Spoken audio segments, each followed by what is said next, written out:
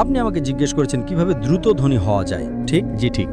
সেরা সমাধান 5 ওয়াক্ত সালাত আদায় করুন, আর ফজরের আগে 2 রাকাত সুন্নাত মিস করবেন না।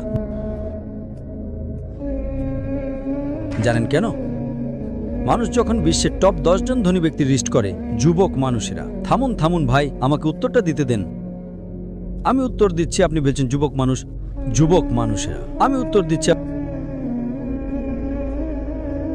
আপনি কি জানেন শীর্ষ 10 জন ধনী ব্যক্তির তালিকায় 4 নম্বরে বিল গেটস, 2 নম্বরে জেফ বেজস, তো 3 নম্বরে জেফ বেজস, 2 নম্বরে এলন মাস্ক, 1 নম্বরে কে?